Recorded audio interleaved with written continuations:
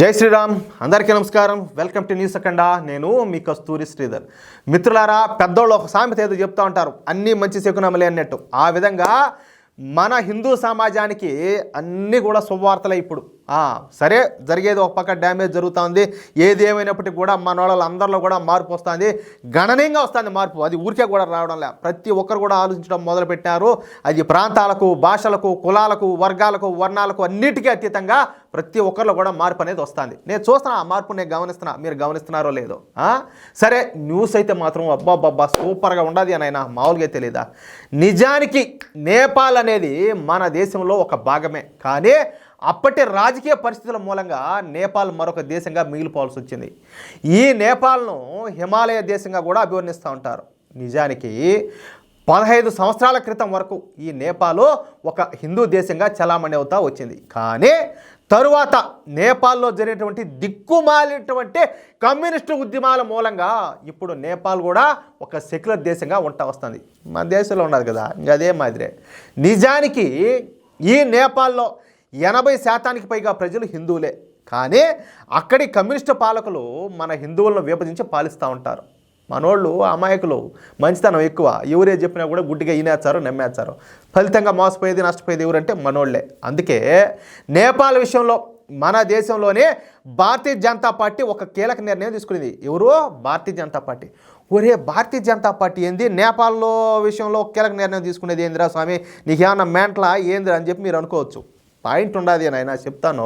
అది ఎందుకో ఏంటంటే, నేపాల్లో కూడా మన దేశంలో బీజేపీ మాదిరిగానే నేపాల్లో కూడా ఒక హిందూ నేషనలిస్ట్ పార్టీని అయితే ఏర్పాటు చేయాలని చెప్పేసి ఒక నిర్ణయానికి వచ్చారు భారతీయ జనతా పార్టీ వాళ్ళు. అందుకే నేపాల్లోని కొంతమంది హిందూ మత పెద్దలను కలిపి నేపాల్ జనతా పార్టీ అనే పార్టీని స్థాపించారు. ఇక్కడేది భారతీయ జనతా పార్టీ కదా, అక్కడ వచ్చేసి నేపాల్ జనతా పార్టీ అనమాట.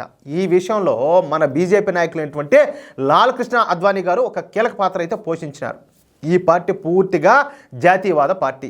హిందుత్వం, జాతీయవాదం రెండు కళ్ళుగా ఈ పార్టీ ఇప్పుడు నేపాల్లో అయితే ఎదుగుతుంది. ఇక ఈ నేపాల్ జనతా పార్టీకు సైద్ధాంతికత విషయంలో మన రాష్ట్రీయ స్వయం సేవక్ సంఘ్ సాయం చేస్తూ ఉంటే, ఇకపోతే ఆర్థిక మరియు రాజకీయ విషయాల్లో మన మోడీ ప్రభుత్వం సాయం చేస్తుంది. దీంతో నేపాల్లో ఇప్పుడిప్పుడే ఈ నేపాల్ జనతా పార్టీ బలపడతా వస్తుంది. ఈ జాతీయత, హిందుత్వం వంటి విషయాల్లో ఒక్కొక్కరిని ప్రభావితం చేస్తా వేగంగా పైకి ఎదుగుతుంది. ఇక నేపాల్ రాజధాని తెలుసు కదా మీకు, కాఠ్మండు. ఈ కాఠ్మండు మేయర్గా బాలేంద్ర షా అనే వ్యక్తి అయితే ఎన్నికైనాడు. నిజానికి ఈ బాలేంద్ర షా ఏ పార్టీ తరఫున కాకుండా ఇండిపెండెంట్గా, అంటే స్వతంత్ర అభ్యర్థిగా పోటీ చేసి కాఠ్మండు మేయర్గా అయితే ఎన్నికైనాడు.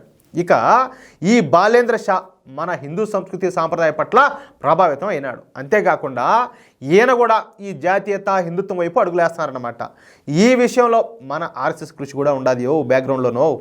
ఈ క్రమంలోనే కాఠ్మండు మేయర్ అయినటువంటి ఈ బాలేంద్ర షా ఒక కీలక నిర్ణయం అయితే తీసుకున్నాడు. కీలక నిర్ణయం అని చెప్పి చెప్పకూడదు, కానీ ఒక సంచలనమైనటువంటి నిర్ణయం తీసుకున్నాడు. అదే కాఠ్మండులో మొదట హిందూ సంస్కృతిని విస్తరింపజేయాలని చెప్పి భావించాడు.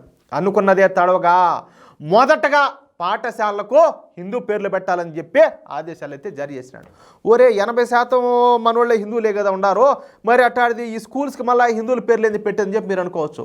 ఈ గ్యాప్లో ఏం జరిగింది తెలిసిన, మొత్తం ఈ క్రైస్తవ మిషనరీలన్నీ కూడా పోయి చాలా మందిని మతం మార్చారు. ఈ దేశంలో జరిగినట్టే చాలా వరకు ఈ పాఠశాలన్నీ కూడా ఏర్పాటు చేసినారు. మన పాఠశాలకు పేర్లు కూడా మార్చారు. మామూలు కాదు, బీభత్సం చేసి పెట్టినారు. కాఠ్మండులో చాలా వరకు ఈ పాఠశాలల పేర్లు క్రైస్తవ పేర్లే ఉంటాయి.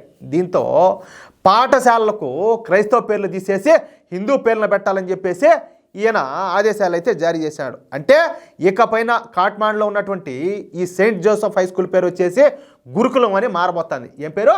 గురుకులం. సెయింట్ లూయిస్ స్కూల్ పేరు విద్యాసదనగా మారబోతుంది. కొలంబస్ ఇంటర్నేషనల్ స్కూల్ ఇకపైన మేధాశ్రీ అవుతుంది. సన్షైన్ ఇంగ్లీష్ బోర్డింగ్ స్కూలు ఇకపైన సూర్యకిరణ్ విద్యాలయగా మారుతుంది. ఇంటర్నల్ లైట్ స్కూల్ను, దీని పేరు వచ్చేసి వేదశ్రీ విద్యాలయగా మారుతుంది. కింగ్ జార్జ్ స్కూల్ను ఇకపైన సంపద విద్యాలయాన్ని వ్యవహరిస్తారనమాట. న్యూ నాలెడ్జ్ స్కూల్, దీని కొత్త పేరు నవజ్ఞాన్ విద్యాలయ.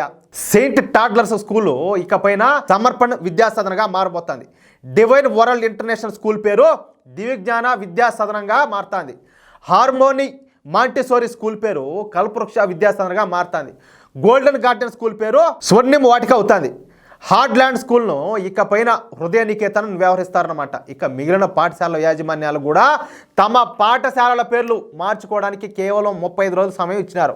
ఆ గడువులోగా ఈ స్కూళ్ళ పేర్లు మార్చుకోకపోతే ఆ పాఠశాలల గుర్తింపును రద్దు చేస్తామని చెప్పేసి ఒక గట్టి వార్నింగ్ ఇచ్చారు. ఎట్లున్నది మామూలుగా లేదు విషయం, నెక్స్ట్ లెవెల్లో ఉన్నది. లేకపోతే చెప్పాలంటే మన భారతీయుల కంటే ఈ నేపాల్ వాళ్ళు చాలా వరకు అమాయకులు అనమాట. నాకు తెలుసు వాళ్ళ గురించి, చాలా అమాయకులు. వాళ్ళకి ఎంతసేపటికి ఏదో వాళ్ళ శక్తి మేరకు ఏదో పనులు చేసుకోవడం, ఏదో పూట గడుపుకోవడం, ఏదో అట్లా ఉంటారన్నమాట. వాళ్లకు మన భారతదేశంలో అన్నా ఊరినైనా మనోళ్ళు మహామేధావులు, మన వాళ్ళకు ఉన్నంత తెలివితేటలు కూడా వాళ్ళకి లేవు. కాబట్టి వీళ్ళని అందరినీ కూడా ఎలాగైనా కూడా మతం మార్చాలని చెప్పేసి క్రైస్తవ మిషనరీలు అని చెప్పి పోయి ఆడి చేరుకొని ఈ లేనిపోని ఈ దరిద్రం కొట్టి స్కూళ్ళని పెట్టి తెలుసు కదా వీళ్ళ గురించి. మీకు నేను ప్రత్యేకంగా చెప్పాలా? ఈ ఎడ్యుకేషన్ పేరుతో స్కూల్స్ పెట్టేదో, లేకపోతే ఈ హాస్పిటల్స్ పెట్టేదో, ఇవన్నీ అడ్డం పెట్టుకునేది, ఇష్ట ప్రకారం మత మార్పిడి చేసేది. ఆ మారి చేశారు. ఇప్పుడు మంచి మొనగాడు దొరికినాడు, బాగా వేస్తున్నాడు. అలాగే కాఠ్మాండులోని దేవాలయాల్లో నిత్యం కూడా దీపదూప నైవేద్యాలు చేసే విధంగా ఇప్పుడు చర్యలు చేపడతారు. ఏ ఒక్కటి కూడా వదిలిపెట్టడం లే. మొత్తం పెను మార్పులు వస్తాయి. మొత్తంగా మన బీజేపీ మరియు ఆర్ఎస్ఎస్ చేసిన కృషి ఫలిస్తుంది. మెల్లమెల్లగా నేపాల్ దేశం మళ్ళీ హిందూ దేశంగా మారే సూచనలు అయితే స్పష్టంగా కనిపిస్తున్నాయి. ఎన్ని చేసినా కూడా మన సహకారం అయితే ఉండాలి కదా. మన సహకారం లేకపోతే ఏమవుతుంది? ఇబ్బంది అయిపోతుంది. కాబట్టి ప్రతి ఒక్కరిలో కూడా మార్పు రావాలా. ఈ విధంగా ఎంతమంది అయితే కృషి చేస్తారో, ఎంతమంది అయితే కష్టపడతారో వాళ్ళందరికీ కూడా మనం సపోర్ట్ చేయాలి. ఆ అవసరం కంపల్సరీ ఉండాలి. అవునా కదా మిత్రులారా? ఈ న్యూస్ మీకు నచ్చినట్లయితే ప్రతి ఒక్కరు కూడా మీకు ఎంతమంది వీలైతే అంతమంది షేర్ చేయండి. షేర్ చేయకుండా మాత్రం ఉండద్దు, దానివల్ల మీ సొమ్ములు పోయేదేమిలే. అదేవిధంగా మీ యొక్క అమూల్యమైన అభిప్రాయాలను కామెంట్ రూపంలో తెలియజేయండి. ఇంకా మన ఛానల్ ఇంకా సపోర్ట్ చేయాలని మీకు అనిపిస్తే ప్రతి ఒక్కరు కూడా వదిలిపెట్టకుండా టాంగ్ టాంగ్ టాంగ్ టాంగ్ టాంగ్ మనాలంటే సబ్స్క్రైబ్ చేసుకోండి. ఓకేనా? జై శ్రీరామ్.